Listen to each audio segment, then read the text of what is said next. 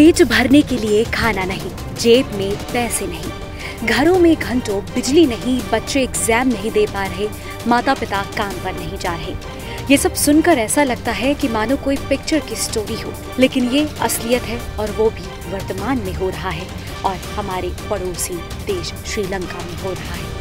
श्रीलंका इस वक्त बेहद बुरे दौर से गुजर रहा है। देश में महंगाई हर हद को पार कर चुकी है और जरूरी सामानों की किल्लत ने आम लोगों को सड़कों पर आने के लिए मजबूर कर दिया है।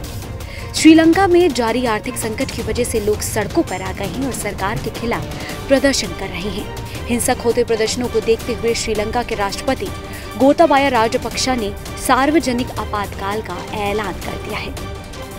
श्रीलंका के राष्ट्रपति कार्यालय से जारी आदेश में कहा गया है कि देश में कानून व्यवस्था कायम रखने, आवश्यक वस्तुओं की सप्लाई को जारी रखने के लिए ऐसा करना जरूरी हो गया है। इसलिए पूरे श्रीलंका में आपातकाल लागू किया जाता है। ये फैसला उस समय लिया गया है जब उनके और उनकी सरकार के खिलाफ देश में प्रदर्शन तेज हो चुका है। देश की जनता राष्ट्रपति के खिलाफ बेहद गुस्से में है। सड़कों पर उतरी जनता ने सरकारी संपत्ति को नुकसान पहुंचाना शुरू कर दिया है। लोग राष्ट्रपति के इस्तीफे की मांग कर रहे हैं। जनता की पुलिस से झड़प हो रही है, आंसू गैस के गोले दागे जा रहे हैं और जमीन पर माहौल तनाव का बना हुआ है।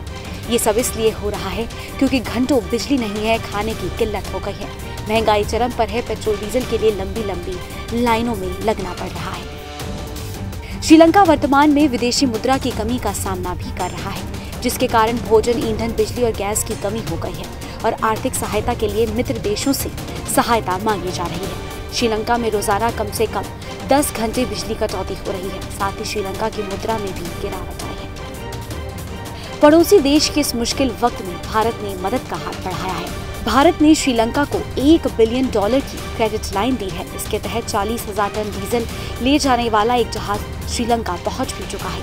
ईंधन आज शाम पूरे देश में बांटा जाएगा। बता दें कि श्रीलंका के आम लोगों को लगता है कि देश की आर्थिक बदहाली के लिए मौजूदा सरकार की नीतियां ही जिम्मेदार हैं, लेकिन राष्ट्रपति राजपक्षे ने अपनी सरकार के कार्यों का बचाव करते हुए कहा है कि विदेशी मुद्रा संकट उनकी देन नहीं है। आर्थिक मंदी काफी हद तक महामारी से प्रेरित थी, जिससे श्रीलंका का टूरिज्म भी चौपट हो गया। बहरहाल वजह जो भी हो, इस वक्त जो हाहाकार श्रीलंका में मचा हुआ है उसका अंदाजा भी लगाना हम सब के लिए काफी मुश्किल वाली चीज है।